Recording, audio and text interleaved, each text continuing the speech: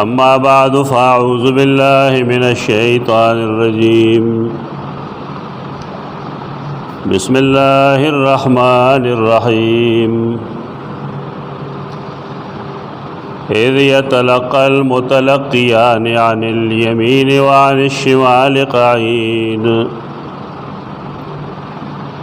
ما يلفظ من قول إلا لديه رقيب عتيد وجاءت سكرة الموت بالحق ذلك ما كنت منه تحيد. سمود مخ کے مونگا آفات اللسان نا بحث شروع کرو. مینس کے بیا پینزش پک جمعے سنور و مباحث وانے وقت لگیت. جبا دا اللہ رب العزت نعمتنو کے یو عظیم نعمت تے. جبا ورکوٹ اندام دے کم چے دا انسان خلگی او دا غین غیر چاپیر دا دو دیر شو غاخون شپولی. اہل لطائف دالی کی چے اللہ دا دے جبنا دا دو دیر شو غاخونو دا غر دا دے دا پار توکڑ دے چے انسان دے استعمال ٹکو کی صحیحو کی مناسبو کی. دا دے گنا آفاتی او گنے فیدے امشتا. انسان د زناورنا په ډېرې سیزونو باندې جدا دی. په پای کې یو سیز د ژبې تکلم دی، خبرې اترې دي. ژبه خو د زناورو می، ژبه د مرغو هم او ژبه د انسان هم. لیکن انسان خپل مافی الضمیر، خپل دماغ، خپل اخلاق، خپل عادتونه اپا جبہ باندې ښکار گئی. زناور اظہار پا جبہ نشی کولے. پدے وجہ پدے کے حیث شک نشترے چہ دا اللہ نعمتن کے دا ڈیلوے عظیم نعمت دے. یو سڑے کدا ہر سے اظہار کول غواری کہ توحید ظاہری نام پخلوان نے پا جبہ ہوئی چہ لا الہ الا اللہ، او که شرک ثابتی ځان تباکی نام په ژبه باندې کوي. پښتو کې او پخوانی متل ټول خلک وي خپل ژبه هم قلا ده هم بلا ده. یعنی ژبه یو داسې څیز دی چې انسان په هغې سخت کار کوي نو د هغې مطابق هغه سره بیا رویه کولی شي. که یو سړی یو سړي ته کنځل کوي نستا پا خیال آگے طرف نہ بس جواب ملاوی گی چہ مہربانی او آیا گلو نہ بدوڑی آگا سڑے. دا دے وجنا یو سڑے چہ بل تا کنزل کئی نو دے دے اول سوچو کی چہ زدہ خراب اخلوول استعمالوں. دیر مشران دا سشتہ دے چہ کلا قار کے راشی نا آگا بیا دے انسان دا مورنا او دا خورنا دا ہر سا نورتی رہی گی. حدیث کے رسول اللہ صلی اللہ علیہ وسلم فرمائے لی دی پتاسو کے دیو کس خپل پلار او مور تا کنزل نہ گئی. دا یو عام طریقہ جوڑا شوی دوس خلق تنقید کئی. تنقید دیو انسان بنیادی حق دے. بلکہ مولانا تانوی رحمۃ اللہ تعالی علیہ خپل ملفوظات کی لکھی لی دی چې د خپلو مشرانو تنقید هم پکار ده. د هغې رای وکتې شي او د هغې یو مرجوح قول دی، غلط قول دی، د هغې وضاحت کول پکار ده. یا هغې سره اختلاف ساتل پکار دي لیکن ادب سره. اوس خلک ذهني غلامان دی کہ پتہ ورته ولګېږي چې دا فلان کې قول یا دا فعل د شریعت د فلان کی چیز خلاف ته نوم سنوي. دا غلط ذہنیت دی، تا اکابر پرستی ہوئی. او دا نن مسئلہ جوړ شوی دا ټول خلق دې کې لګیا دی، اکثر و بیشتر دې کې لګیا دی چې مشرانو داسې ویلي دي، مشرانو داسې ویلي دي. سهار زه یو مسلې پسې ګرځېدم، د اردو کې یو کتاب زما مخې له راغی، بار پروت و، هغه ما سره راواړو. څوک عزیزي صاحب په نوم باندې څوک دی، نو پې کې هغه لیکي چې رسول الله صلی الله علیه وسلم هغه وفات نه دی، ژوندی دی. او بیا یې لیکلي دا د ټول علماء دیوبند مسلک دی. د هغې پسې لیکلي چې دلیل د دې دا دی چې کله ابوبکر صدیق وفات شو نو هغه وصیت کړو چې ما به کټ کې واچوي او د رسول الله صلی الله علیه وسلم قبر خواله مې بوځي، او اجازت په طلب کې چې ابوبکر تاسو سره خخ کړی شي که خخ نه کړی شي. د ویدي کټ وړو د یو ساعت پس آواز راغی چې او ادخل الحبیب علی الحبیب. نام کیسه را دا پیران میران او بشمیره خلک دا کوي. دینه تپوسو کې دا کیسه چا لیکل او آیا شریعت په کیسو ثابتي، دین په کیسو ثابتي؟ لوی لوی خلق دی هغې نورو ته دا خبرې ښیي چې تاسو به د عقیدې په باب کې قرآن او حدیث پیش کوئ. او دا کیسې چې کومه کی دا قرآن دی که دا حدیث دی؟ دا نه قرآن دی نه حدیث دی. دې خلقو دا خبره کم دی نه زده کړه. نو دا یو مفسر دی چې هغه ته امام فخر الدین رازی وایي، دا د هغه په تفسیر کې دا کیسې لیکلې ده. هغه څه سند د دې نه یې لیکلی او نه د دې سند شته. اوس که ته دا خبره کې چې دې کیسې څه سند نشته لہذا شرعاً د دې څه اعتبار نشته، نو خلق به څه وایي؟ امام رازی نه پوهېده، دې ته اکابر پرستی وایي. تا به ګستاخي نه یې کړې، ته به یو سمه خبره کې چې بایګانو امام رازی دا خبره لیکلې ده، د دې دلیل سره دی کوم ځای لیکلی ده. بیا د امام رازی د کتاب چې کوم تلخیصات دي لکه د نیشاپوری تفسیر دی، نور به شمیره خلق دي، یا دې دور کې د ابن عادل اللباب دی، داسې خلق تعریفات کړي. ښه کتاب دی، ما یې څنګه چل وایي ازوزګار شوه کتاب ته را ما غټو ځایونو نه وکوت، هغه د امام رازی کتاب دی ټول. ایک اوس داسې شی نشته دی چې هغه د امام رازی په تفسیر کې نه وي. خو پته نه لګي لوی لوی خلک د یو تړ کلاس کتاب تذکرې به شروع کړي چې ډېر ښه کتاب دی فلان دی ډېر ښه. د امام رازی لوی مفسر دی لیکن محدث نه دی، د دې وجه نه په دې نه پوهېږي دا حدیث نه دی او نه د دې د رسول الله صلی الله علیه وسلم سره څه تعلق شته. که دا خبره وی داسې دا څنګه چې دی وایي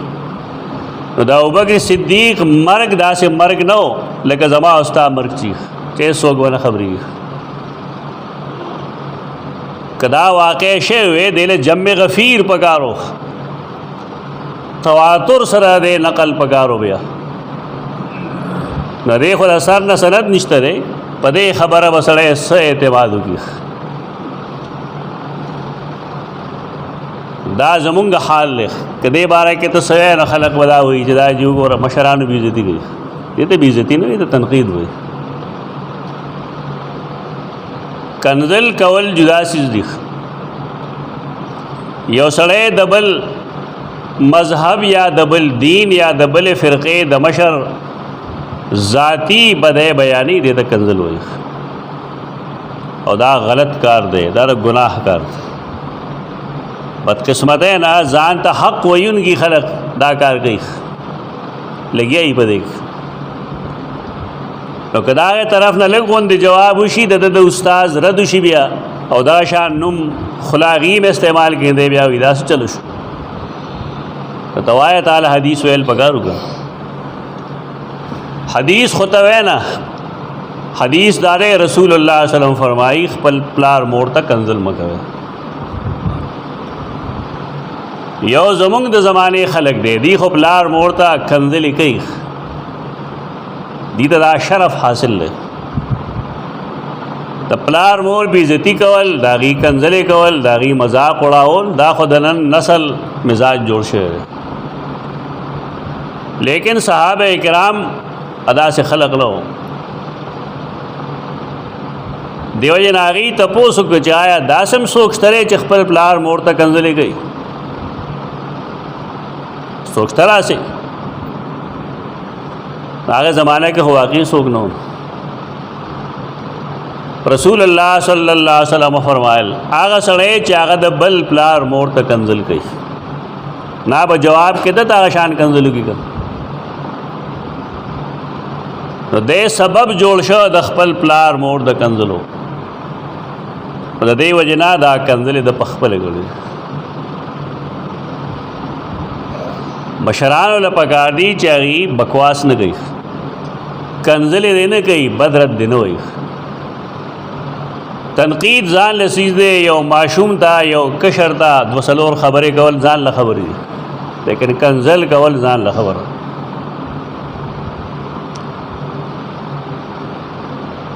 دا د جبه آفت ته چې سړی د جبه استعمال غلط کوي، ناجائز کوي. رسول الله صلی الله علیه وسلم نا تپوس کړی شو د مؤمن په باره کې چې مؤمن کې کم کم صفات راتلی شي کم نشي راتلی. نو د هغې جواب دا او چې لا یکون المؤمن جبانا، مؤمن بزدل نه ولا یکون بزیا او مومن کنزل مارم نہیں. دا حدیث چې وګورو مونږه او بیا د خلکو درسونه وورو وره تاسو موره کې نه ورته قرآن به مخې ته وړېدلی او چې څومره کنزل هغه ته پلار مور خولی نه وږي او هغه چاته به کوي چې هغه د سره لږ اختلاف ساتي. او چې کله دغه ځای نه کنزل کېږي نو سړی به چا توقع ساتي. دا د ژبې آفات دي. د سنن ترمذی حدیث راځي رسول الله صلی الله علیه وسلم فرمایي کله چې سحر شي دا ټول اندامونه ژبې ته په مینت باندې شي زاری ورته کوي اور زاری ادائی چه مہربانیوں کا غلط مت چلے گا، غلط تو چلے گی اور خلق بیا سزا مونږ لرا گئی. ځکه یو سړی چې بل ته کنزل وکړي بل پسې دروغ ووایي په بل الزام ولګوي د بل غیبت وکړي ناخوانه سره د عمل راځي که نه راځي؟ نا تکلیف څوک برداشت کوي؟ بیا وجود یې برداشت کوي. نو د دې وجې نه غلطه خبره دا معمولی مه ګڼئ چې خو معمولی خبره او ما وکړه. آیت کریمه هم دا وایي چې ما یلفظ من قول الا لدیه رقیب عتید. انسان چې د خولې نه هر څه شی دوړی لام فی زوا زوی دا ویلی شي دوړولو ته لفظ ته لفظ په دې وجه وایي چې دا انسان د خپل خولې نه دوړی رو باسي. قرآن مجید په سورۃ المؤمنون کې قد افلح المؤمنون الذین هم فی صلاتهم خاشعون په کې د مؤمن یو صفت لګل دی الذین هم عن اللغو معرضون، دی د بے فائدې کار نه مخړي. هغه مؤمن کامیاب دی چې لغو نه کوي. لغو تاسو د دې دور د مفسرین لکه ابن عثیمین تفسیر وګورئ یا نور د جدید علماء او تفاسیر وګورئ نه کې به لیکلي چې لغو څه ته وایي. هغې په بنیاد چې والی بیا و کار ډېر خراب دی لکه ګاډی نه بسو واغست پارسو چې هغه څنګه تاسو وایو الله وکړ را تنخواه یې څومره ده ولې تعالی درکم کمال راګی پکې یو سړی به راشي ستا دوست به لرې نه به راغلي خلک به یاره دا څوک و د کم ځای و څه له راغلی و دې کې رسوی دا لغو کارونه دي دا ځان نه درکوي دا مرضونه دا څیزونه حسد پیدا کوي دا د ژبې یو تپوس حسد پیدا کوي دلته یو ډېر لوی سړی و الله یې دا غلطۍ معاف کړي موږ له قسمه قسم خلک راځي لوی لوی خلک یې مي غټ غټ خلک یې مي دنیایي لحاظ سره پای کې جرنیلانی پای کې کرنیلانی پای کې ډپټیانی مختلف قسمه خلک یې راځي چا سره شاګردۍ استادۍ تعلقي چا سره دوستي چا سره ملګرتیا تعلق چا خپل کارونه مختلف قسمه خلک راځي لای کاکا باندې ودا ډیره بد لګي دا چر دا ول راځي موږ سره خو زه مېم نو هغه زمانه کې نو ما باغی باندې جمعات کې پوړ باندې مې کېنو اسو خراج کاګ به یو ځل موږ سره یو مرګره هغه ډیپټي کمشنر شه لسم جمعات پر زما مرګره بدقسمت ہے هغه سره پولیس راغله چې هغه ولې اصلي طبيعت ډېر خراب شو ما دې صاحب بیٹک هم نشته تعالی خلق راځي او زمونږ خو اجره دا بیٹک دی هلته څوک نه راځي نو زه آی وخت نه پوه شوم چې دا ژبې آفات دي که نه دا نهایت ګنده څیز دی دا حسد پیدا کوي ستاسو ضرورت دی چې دا تپوس کوي دا څوک او چې زه تا د صحیح حال وایم نو ته بیا پای حسد کې راځي او حسد بیا ښکاره هم شي چې زه مالدار یم او ته غریب یې او زمونږ اجره شته او ستا اجره نشته ته جومات کې میلمانه کښېنه نو ما ورته یې کاکا خلک دیوالونه نه راځي ښه چاله راځي دیوال له څوک نه راځي نه اجرې له راځي دا څه افراد دي داسې چې هغې ته جم ګټه جوړوي او د هغې بنیادي څیزونه هغه ګټس دي هغه صفات دي چې هغه انسان کې موجود دي سرګودا کې مونږ سبق وې زمونږ یو محتمم و ضیاء الحق صاحب الله دې ښه ساتي هغه په سایکل ګرځېده همیشه پر خو کله چې هغه دارالعلوم ته راغی نو دارالعلوم نګې چاپېر چې څومره کوڅې لارې نه به ټولې ډکې وې بیا به ټریفک جام ونه به ته حال دی او په سایکل ګرځېده او چې کله به هغه نه و نو دارالعلوم څه کوي چې خواږه هم ورسره څوک نه و پکار دا چې انسان ځان په دې پوهېږي چې خلک که ځي نه چاپسي ځي هغه داسې نه وي چې یاره ګنده هغه یو آبادی له ځي یا هلته کې ډوډۍ میلاویږي او دا اصول موږ ته قرآن ښودلی دي لو كنت فظا غلیظ القلب لانفضوا من حولک پیغمبره که ته بد زبانه وې او ته سخت زړه وې نو دا صحابه به ستا نه غیر چاپېر تښتېدلی وې صحابه کرام رسول الله صلی الله علیه وسلم باندې جمع دي خپل ځان قرباني کوي خپل کورونه یې پرېښي دي جایداد یې پرېښی دی د ایمان پنګ یې حاصله کړې ده نو په کې یو کردار د رسول الله صلی الله علیه وسلم دا هم دی چې هغه ډېر نرم دل دی او د هغه ژبه سخته نه ده په ژبه داړل کول هر وخت بد رد ویل کنځل کول دا شان نه دی د مسلمانانو دا آفت اللسان من آفات اللسان په دې غټ غټ کتابونه لیکلی شوي آفات اللسان معنی جلدونه جلدونه کتابونه لیکلی شي یو یو یې خوله دی او زه به انشاءالله خیم تاسو ته چې د ژبې آفات مونږ کم ځای نه کم ځای ته ورسولو. یو ورکوټې کنزل ته یو ماشوم ته وګخ هغه نه یېرېږي، مونږ نه یېرېږي. ماشوموالي کې چې چا کم سلوک کړی دی مونږ سره، مونږ ته تر اوسه یاد دی. تو چا چې بد سلوک کړی نه د نظر نه پرېوته دی، ستاسو هم دغه تجربه وي. او چا چې ښه سلوک کړی دی او سمه خوله یې خوځولې ده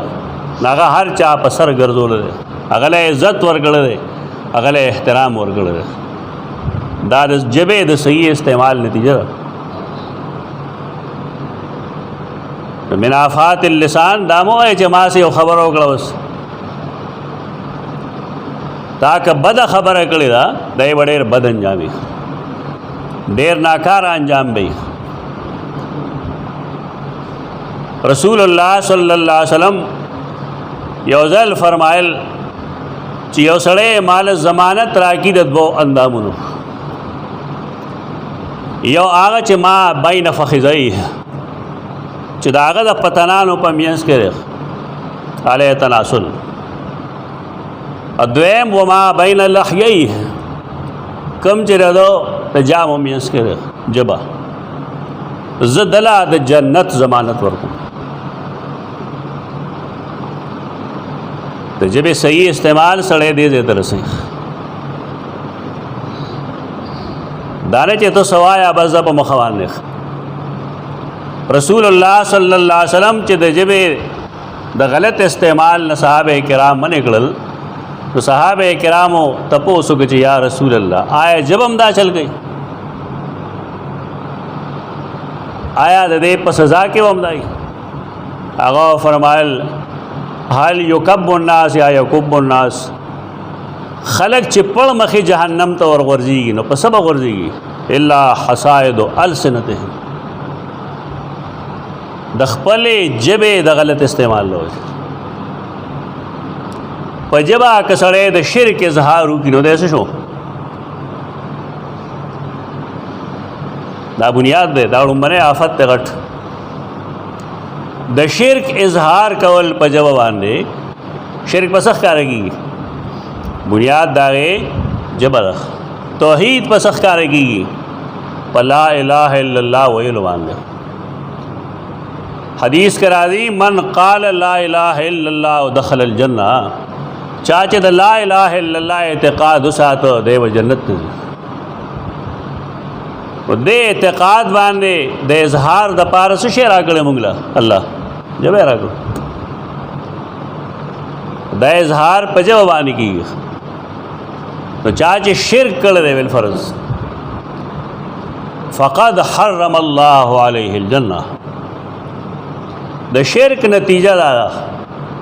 چې الله د باندې جنت حرام کړ. شرک ډېر زیات کېږي،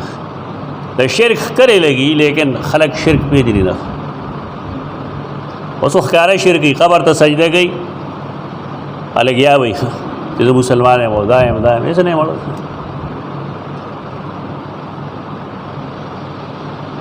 هغه خالی ډېر پخوا ویلي وو چې کرے گر غیر بت کی پوجا تو کافر. که څوک کافر لګي او غیر الله ته یا بت ته سجده کوي دا کافر دی. ډېر شی داسې ویلي دا چل کوي نو کافر دی، دا چل کوي نو کافر دی. مگر مومنوں پر کشاد آخرہ ہیں، پرستش کرے شوق سے جس کی چاہے. خو مومنان هغې دپاره لار بالکل کلو ده. د چا عبادت چې کوي نو کوي ولې په خوله ایمان ویل. پرستش کرے شوق سے جس کی چاہے، مزاروں پہ جا جا کے نظریں چڑھائیں، شہیدوں سے جا جا کے مانگے دعائیں. اگر کدیزیو په مزارونو باندې په قبرونو باندې غلافونه اچوي او اگر چې باباګانو لذیو د هغې نه سوالونه کوي، نہ توحید میں کچھ خلل اس سے آئے، نہ ایمان بگڑے نہ اسلام جائے. نہ توحید به نه خرابېږي. دا د نن مسلمانانو دغه کار دی. کامي دی او که عالم دی، عالمان هم ښایي داسې. دا د سجدې حکم عالمان ورکوي، پیران یې ورکوي. اوس په میډیا تقریبا هر چا سره په جیب کې راغلی د یو پیر حالات وګوره تا ته پته ولګي چې دا د اجرا څنګه جوړ شوي ګډېږي څنګه او هغه ته خلک سجدې څنګه کوي دیو به تر اوسه دروغ وایي چې نه جي څوک چا ته سجده نه کوي نه کوي ژوندو ته سجدې کوي ژوندي سړي ته سر ښکته کول نه داسې سجده ورته کوي څنګه چې انسان الله رب العزت ته سجده کوي بیا هم دا مسلمان نه دا کافر دی مشرک دی مسلمان نه دی او دا کم چې پې راضي دی دی هم کافر او مشرک دی د رسول الله صلی الله علیه وسلم نه چل زده یو سړی راغی رسول الله صلی الله علیه وسلم ته ویل دا کار به ته کې الله به کوي تاسو هم ټول وایې که نه پتا به شي او په خدای به شي لکه دا څه وایې بکواس جوړه رسول الله صلی الله علیه وسلم فرمایل اجعلتنی لله ندا وهو خلقک تا ځان الله سره شریک کړم حال لا چې الله ته پیدا کړې ما نه پیدا کړې پتا به شي په خدای به شي دا شرک دی داسې ووایا چې دا کار و الله کوي او وروسته تا ته یم چې دا کار وکړه نو تا خو دواړه یو ځای ذکر کړل چې الله خبر دی ته خبر یې داسې مه وایه الله خبر دی د هغه نه وروسته ته خبر خو په دې هغه څوک پوهېږي چې هغه خو عقیده ویلي که نه ما تېره جمعه هم تاسو ته ویلي وو چې علموا اولادکم العقیدة قبل حفظ القرآن خپل اولاد ته د قرآن د یادولو نه مخکې عقیده وښیه خپل اولاد ته د قرآن د ښودلو نه مخکې توحید وښیه اتباع سنت ورته وښیه کني غټه غټه ګیرې وی او ګړي وه غټه غټه ګیرې وی پګړی به هم په سر ګړي اچورلندی به وخوري وښیه دي ته دین وښیه دي له دین نه ورځي دی وی دا حافظ صاحب دی حافظ صاحب ملعون دی لعنتی دی ګډا چا کړی و تا ته پته شته دی مفسرین بالاتفاق لیکي چې کله د سامري هغې سخي اوازونه شروع کړل او هغې چغې ووالې چې هذا اله موسی فنسیه دا د موسی هغه اله دی هغه نه هېر شوی دی نو هغې ګډېدلي وول دا بنډاره هغې اچولی وه دلته دا سامري اولاد دی په ده باندې حلقه راشي نو دی به ګډېږي چورلندي خوري او خلک هم څه وایي جي عالم دی ټوپی پګړی په سر ده په پګړی سړی نه مسلمانېږي په پګړی سړی نه عالم کېږي په اوږده خلکه سړی نه عالم کېږي په علم کولو سړی عالم کېږي بدقسمتي دا ده حافظ صاحب براولې قرآن مجید یاد ده بېشک لیکن د یو ټکي نه نه خبر چې د آیتونو څه مطلب دی نو دی حافظ ځای جهنم دی دا خو گمراه دی ضال مضل خلقو ته شرک ښیي کفر ورته ښیي بدعات ورته ښیي اول عقیده سمول پکار دي داسې داسې مفسرین دي چې هغې لس جلده 12 جلده کتابونه لیکي لیکن خپل کتاب کې هغې د شرک تعلیم ورکوي عقیدې نه بیچارهګان واقف نه دي عقیده اول خودل پکار دي خو د ژبې آفت لومبنی هغه شرک کول په ژبه د شرک اظهار کول الله سره څوک برابر کول دا ټول کوي خلک اوس که زما فلانې کار شو زه به د پیر بابا په نوم باندې یو 2000 روپۍ خیراتي ورکوم که ته وایې خفه کېږه ما دا شرک دی د پیر بابا په نوم ولې ورکوې ستا رب دی تا هغه پیدا کړی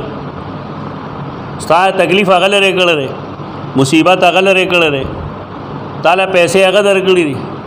ستا خالق و مالک هغه دی خلق بسې پیران نه مني تا الله نه منې دا صفات خدا الله دی که زما فلانې کار شو نو زه به دا کار د الله په نوم باندې کوم دا عبادت دی دا پنځپیریت نه دی نه دا وهابیت دی دا زمونږ دین دی خلق په دین نه پوهېږي ګپې جوړ کړی دی بس دین ته رابلی دی بر پورې پیچلک تړي چې دا فلانې دی دا فلانې دی دې مقصد دا چې عوام پوهېږي نه نفرت پیدا شي خواله به څوک نه ورځي لیکن نور څه نه لوی لوی خلقي او ته بہته وایي پنی عمر کې راغی دلته فلانې صاحب لګیا دی هغه وایي چې ابن تیمیه په اهل سنت والجماعت کې نه دی زما پنیز نه دی والله ستا ټیکه ده چې ته چاته اهل سنت وینا به اهل سنت یې چې ته چاته نه وینا به نه عجیب کار دی یو سړي ته مسلمان ویل یا یو سړي ته کافر ویل دا انسان کار دی دا چې قبر کې کېدې پته به دې ولګي الله به خبر شي چې د یو کمر تشا شي او بل کمر ته مخ شي پته ورته ولګي وجوهانه ته سوې چې ما د خولې نه بکواس وباسو نو دا به ګنې څوک نه خبرېږي دی نه یا ته الله بې خبر ابن تیمیه کم کفر کړی دی چې هغه اهل سنت والجماعت کې نه داخل مولا علی قاری رحمه الله لیکلی دی خپل کتاب کې چې ابن قیم او ابن تیمیه هما من اولیاء هذه الامه هغه د امت اولیاء کرام دي ستاغه سره اختلاف دی بسی ول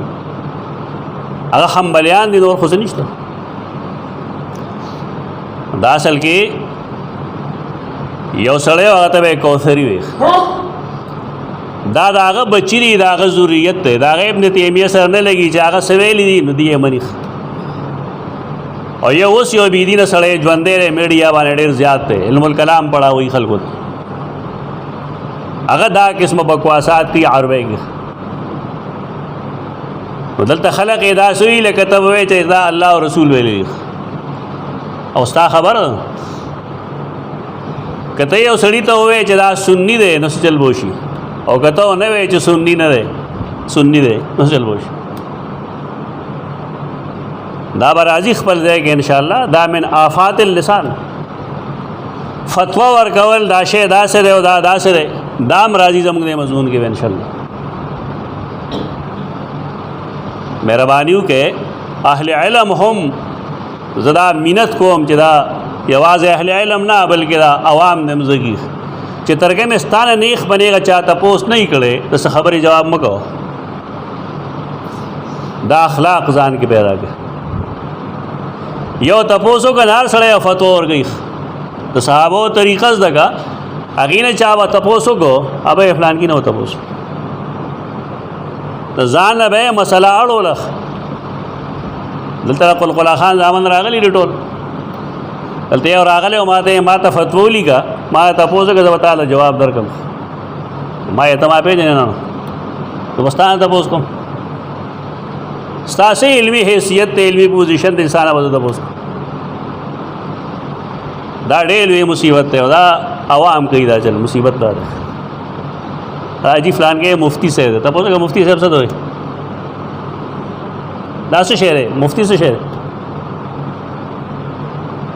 یو امیم نه پیږي مفتی څه دوی دی ویګه نه دا غټ شعر ہے شعر نه قرآن نه واقف نه حدیث نه واقف نه د اجماع امت نه واقف نه د مسالک نه واقف نه د مذاهب نه واقف بس چا په کور کې جوړ کو او خپل یو څو خبرې ورته وایي دا مفتی صاحب دا مفتی صاحب باندې خبرې غیر مناسبی ورناغه کول پکار وي زموږ استاد محترم بدی د فار یو خبره کوله چې دا چل شي دا قسم سيزونه دا فتوی متوی ملګوي جواب مکو استا سکار نه پدې اتوای عالم نو تاسو نو آفات اللسان کلم منه آفت د شرک اظهار کاغه د عمل په لحاظ سره او کاغه د خلی په لحاظي یو سړی چې دا الله نه سیوا د بل دنم منخت تسلیمي او په خلی وي د شرک ارتکاب کړل د چې کوم سیز د الله نه سیوا د بل دنم منخت کې ورک حرام شقطعي قرآن دې ته نه ځای حرام لګلی دا حرام ده دا به حلالي یا هغې چې دا سړی د خپلې غلط عقیدې نه رجوع کړي، توبه وباسي چې یا الله ما غلطي کړې ده او یا الله داسې ستا په نوم باندې دی، هغې به دا حلالېږي. که د رجوع نه یې کړی نو که قبر باندې غورځولي نو هم حرام دی. په یو خلک سر ماتوي، قبرونه هم ټیکوي، نن د چا وار دی سبا د چا وار دی و د بل چا وار دی. په شرک کې چې څومره دولت دی دومره بل ځای نشته، نو دې ته څوک حرام په دې وجه نه وایي. نو شرک اظهار د شرک کول په خوله باندې من آفات اللسان، دې سره دویم څیز دی هغه هم دغه رتبه کې او انشاءالله بلې جمعه وایو. اوس چونکې ټایم هم لږ دی او میاش هم د محرم ده، محرم سره متعلق یو دوه خبرې کوو د حدیث رڼا کې. محرم چې اسلام نو نو ام د دین محرم و، دا نه چې دا نوم اسلام ورکړی دی. ډېر زمانه ډېر پخوانی زمانې نه قریش و جاهلیت د دور نه دا محرم په میاشت نوم یې دغه و، او دې کې به قریشو جنگ منګ نه کو، جګړې به نه کولې، دې ته احترام حاصل و. امام بخاری رحمت اللہ تعالی علیہ خپل صحیح کے کتاب مناقب الانصار کے حدیث نمبر 3831 کی لکھی، سیدہ عائشہ فرمائی، سوک فرمائی سیدہ عائشہ کہ سیدہ عائشہ ہوئی چې ما سره رسول اللہ صلی اللہ علیہ وسلم پدی عمر کے نکاح کرے، یو سے ہوئی یہ تو لوگوں کا قول ہے او خلق ہوئی دا بیچارگان پدې نه پوهېږي چې سیدہ عائشہ فرمایل، دا حدیث شو سیدہ عائشہ فرمائی. دلته خلک به دا سوال هم کوي دا خو جي هغه وخت کې لا ډېره وړه نه وه، اډوانه رسل نه، دا حدیث ووایه د استاد نه تا پوهېږي چې صحابه کله کله د صحابو نه هم روایات اخلي، او کله داسې چې رسول الله صلی الله علیه وسلم خپلو بعضې شاګردانو ته د هغې زمانې حالات ویلي. ته د حدیث په مفهوم ځان پوهېږه. خو دا هغه جړا ده کومه چې مونږ بار بار کوو چې زمونږ خلک حدیث خو وایي نه که نه، ختم کوي، د بخاري ختم کوي، د ابو داود ختم کوي، د ترمیزی ختم کوي، د مشکات ختم کوي. دا ختمونو والا خو یې دغه شان بیچارهګان، هغې ته څه پته چې کتاب کې څه لیکلي. سیدہ عائشہ فرمائی رضی اللہ تعالی عنہ کانت عاشورا یوما تصومہ قریش فی الجاہلیت. عاشورا دا دا عربی دشمیر طریقہ دا، عین شین رے نہ ہوتا رہے، عین شین رے لسو تو ہوئی، عاشورا لسمے تو ہوئی، لکہ تاسوعا وسط ہوئی نحمے تو ہوئی، عاشورا لسمہ دارے میاشت لسم نا بلکہ د محرم لسم تا عاشورا ہوئی. کانا عاشورا یومن تصومہ قریش فی الجاہلیہ. قریش و جاہلیت پا زمانہ کے دا روجی نیولے، خلق و خیال لگے جدا ہو مشرکان ہوگا نا، منز روجہ نو، منز روجہ وہ شیخان ہو، باقی دے خراب ہو. څنګه چې زمونږ خلک پیران میرانی غټ غټ ویښتې ساتلي، ګډېږي مو الله نه سوا مخلوق ته سجدې هم لګي، دغه څیزونه وګڼه شرک کې مبتلا یې، نور خو دې روجي نیولې. په دې موږ دلایل پیش کوو نه خلک وي دا خو تا د شاه صاحب خبره وکړه، شاه ولی الله نه، دا خو د صحیح بخاري حدیث دی.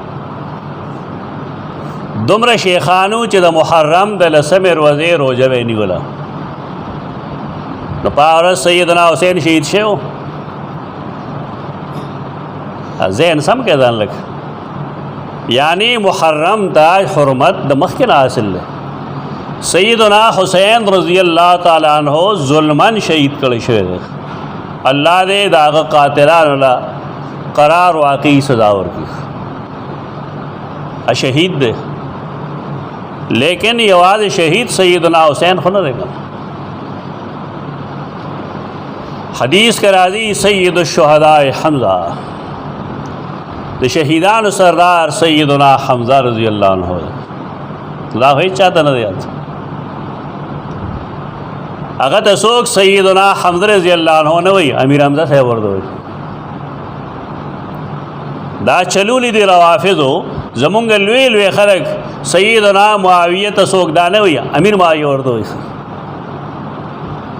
د دې لپاره چې دا امارت تسلیم کی او خلیفہ تسلیم نه کی سنیانو سره ډیره لویه لوبه شوې ده دې لا تر اوسه ودري دا سن دي که نه سنا هغه چا دی چې د هغه وجود اوده شوي دا ټول اوده دی باډي اوده ده که ستن پکې ور ټومبې نو هم دا نه ویښېږي د محرم احترام د سیدنا حسین رضی الله عنه د وجه نه دی هغه سړی به کافري چا د سیدنا حسین په مرګ باندې راځي دا بېعزتي نه شو کولی لیکن احترام دیر وضع تا د پخوا حاصل دی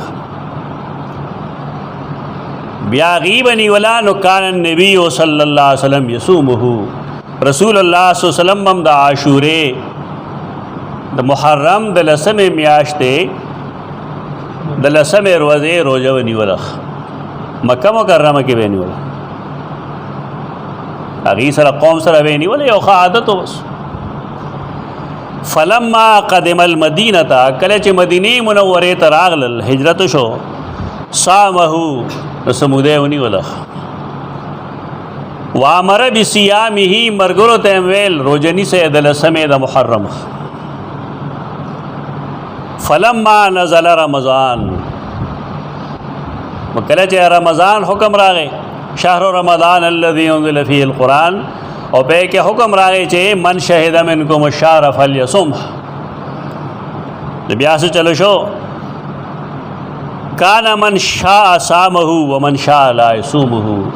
بیا اجازه تو کسو غواړي نو د محرم د لسمې روزه دی ونیسي او کنه غواړي نه دی نیسي یعنی اول دا لازم ہو دا حدیث کتاب تاریخ نہ رہے او تبو تبکی نشتہ رہے نہ چاہ امام قول لکھ تو صحیح بخاری صحیح حدیث نے صورت حال لگاؤ بیا چکل رمضان فرض شو رمضان راگے تو بیا سے چلو شو دار صحیح بخاری بل حدیث 3397 حدیث ترتیب ما قصدن بدل کر سیدنا عبداللہ ابن عباس فرمائی پر یہ حدیث میں اعتراض ہو کا گنا لیکن دے خود اشپگ وہ کالے ہو چھے رسول اللہ صلی اللہ علیہ وسلم وفات شے ہو دتا دا تفصیل کم نہیں معلوم خلق و دماغ خراب شوی بس پوٹے ہوندے شے ورطہ ملو شی کلون اعتراض بگی دی حدیث کے دا چل لے ستا نکپا حدیث نہ پوئے گی تپا حدیث نہ پوئے گی حدیث استاد نہ ہوا ہے جو تپوئے شے دا غلطے ہیں مکہ دا حدیث پا باب کے حس قسم رائے میں پیش کرو تاویل نہ دے یہ ٹیکداری نہ ہوئی چدا ٹیکداری دے گندے چدا عالم ٹیکدار دے عالم نہیں ٹیکدار آگا سڑے ٹیکدار دے چاگا حدیث وانے پوئی گی دے ویلے دے چاچے حدیث نہیں ویلی ہے میرا بانیوں کی اگر دے حدیث پا بارے کے حس قسم خبریں نہ کی عبداللہ ابن عباس فرمائی ان النبی صلی اللہ علیہ وسلم لما قدم المدینہ وجدہم یصومون یوما یعنی یوم عاشوراء مدینی منوری دے رسول اللہ صلی اللہ علیہ وسلم راغے نائب دا عاشورے روجنی والا تپوسو کاغا ناغی ہوئے لہذا یوم عظیم دا لوی اروز دا دا یو لوی اروز دا عظیم روز دا وهو یوم نج اللہ فیہ موسیٰ او دیر وز کے اللہ موسیٰ علیہ السلام لسور کرو نجات وَأَغْرَقَ آلَ فِرْعَوْنَ او فرعونیان غرق کرو فصام موسیٰ شکر للہ نو موسیٰ دا اللہ دا پارا شکر ادا کو نو روزے انہی والا دیر وزے سیبان سوئی دا خود جی اسرائیلی روایت تے کن پوش دلہ اس پرتوک جوڑول بگار دیکھا دمرا گپے لگولے دے خیٹا خراب شوئے غریب اسرائیلی روایت ته لیکن رسول الله صلی الله علیه وسلم مخکې د دې تذکره شوی دا هغه د تقلید نه کړي، لہذا دا اسرائیلی روایت قابل قبول ده، صحیح ده. دا په دې وجه وایو ما مخکې جمعه کې هغې نه مخکې جمعه کې هغې نه مخکې جمعه کې تقریبا 15 جمعې مسلسل زه لګیم د انکار حدیث ښکرې لګي دی ملک اوس. نو خلک په دې قسمه حدیثونه مې اعتراضونه هغې لیکلي دي، مونږ ته رارسي هغه اسرائیلی واقعه هغې ته وایي چې هغه د اسرائیلو زمانه کې شوي. د هغې 3 حیثیتونه دي، ځان پې پوهېږئ. اسرائیلی روایات 3 قسمه یو هغه چې رسول الله صلی الله علیه وسلم هغه بیان کی او هغه ته غلط نه وای، نو دا ټیک ټاک خبره ده. دا یوازې دی کې نه ده، د غار والو کیسه وتا است یاد یې 3 کسان چې غار د تلو هغه اسرائیلی واقعه ده. دارنګ هغه 3 کسان شومان یو لوندو یو چې کوم دی برګي والو الله دا غي ازمیخ کو ملائک رال ارس ورته ملو شو بیا انکار کو چې دا هم تپلار نکنه ملو شو. دا اسرائیلی واقعه ده لیکن رسول الله صلی الله علیه وسلم فرمایلی دا ټیک ده. یو اسرائیلی واقعه هغه چې قرآن او حدیث کې راغی ذکر نه، لکه خلک دا وایي چې دا زمکه چې کم دا غوی پخکرو لاړه، او چې کله غوی ستړي شي که نه نو هغه زمکه د یو ښکر نه بل ښکر ته اړوي، او چې کله اړي نو زلزله راشي. ملا صاحب په منبر ناسي دا خبره کوي نو خلک ورته واواږي لکه بېوقوفه. په ټوله دنیا کې په یو ځای ولې زلزله نه راځي بیا؟ دا خو ابتباد کې زلزلې او مردان کې نه، دا ګپ لګولی دی، دې ته ګپ وایي. دا ګپلی دی اسرائیلی روایت ته او ګپلی لګولی ده. یو داسې خبرې چې قرآن او حدیث کې هغه نه، لیکن د هغې تعلق د هغې تاریخ سره موږ سره یې څه کار نه. لا قسم روایتونه لا نصدق ولا نکذب، موږ د هغې نه تصدیق کوو نه تکذیب. دا نه مطلب چې هر اسرائیلی روایت غلط دی. سیدنا موسی علیہ السلام د الله د شکر د پاره د محرم د 10 ورځې روزه ونیوله. فقال رسول الله صلی الله علیه وسلم فرمایل انا اولا بموسی منهم، زه موسی تر دې مقابله کې زیات نږدې یم، زما روړ دی هغه، ځکه دیم نبی دی هغه هم نبی دی. او چې کله هغه نه الله نجات ورکو هغه شکر ادا کوي، نو زه هم د شکریې په طور روزه نیسم. فصامه وامر بصیامه، نو رسول الله صلی الله علیه وسلم هم د عاشورې روزه ونیوله او ملګرو ته مې ویل چې که څوک نیسئ نو ونیسئ. دا 10 غالبا ګل پر ورځ راځي، ګل یا نهار ورځ چې معلومه کې ده الله دغه ورځ باندې د محرم 10 ورځ راځي، روزه نیول پکار دي. د رسول الله صلی الله علیه وسلم عام عادت د نفل روزو سمره روزي چې باغه رمضان کې نیولې، نو هغې امره روزې یا د هغې نه روز 2 کمې باغه نیولې د محرم نه میاشتې، یعنې یوازې 10 به نه نیوله، محرم کل کې کل به رسول الله صلی الله علیه وسلم کوشش دا کو چې دې روزه ونیسي. د دې وجه سیدنا حسین نو، د دې وجه هغه دکه کومه چې مونږ وویله دا قابل احترام میاشت ده، د دې فایده به صحیح. دا صحیح مسلم کے حدیث نمبر 1162 سیام یوم عاشوراء احتسب علی اللہ ان یکفر السنة التي قبله. یو بنی آدم دا عاشورے دا محرم دا 10 روزے روزونی سی نو زما یقین دے پا اللہ باندے چې د مخکنی کال گناہونه ولته معاف کی. دا صحیح مسلم حدیث او دی حدیث کې د عرفه دروازه روزه ویلې ده چې د عرفه دروازه روزه کې فائدہ دارا چې احتسب علی الله ان یکفر السنة التي قبله والسنة التي بعده. زما یقین ده په الله باندې چې 13 کال او راتلونکي کال گناهونه معاف شي. خدای ډېره ښه ذریعه ده، ښه طریقه ده. रसूलुल्लाह सल्लल्लाहु अलैहि वसल्लम इब्तिदा के दो कुरैशो पे इत्तिबा के दाव निवला ज़िक्र च कुरैश ता द इब्राहीम अलैहिस्सलाम दीन रा रसेदलो निवला वे व मदीना मुनव्वरा के द सय्यदना मूसा द जी अगीदार जो निवला लेकिन ब्या वे कोशिश दाव च द यहूद व नस्वारा व सरा उदारेंगे द मुशरिकान सरा पर इबादत के मुशाबहत नहीं रोशान वाले नहीं नागो फरमायल चे रातन की काल कज़ ज्वंदेम लासू मन नत्ता से आ जब सरा नहम और वज़ुम निसम तो दे वजना कसूग निसर नहम और लसम द्वर वज़ुम निस रसूलुल्लाह सल्लल्लाहु अलैहि वसल्लम तो खपल मौत न मालूम न बल काल अगी ज्वंदी पाती निशु और फरमायल चे कज़ ज्वंदेम नज़बा रातन की काल न हम और वज़ुम निसम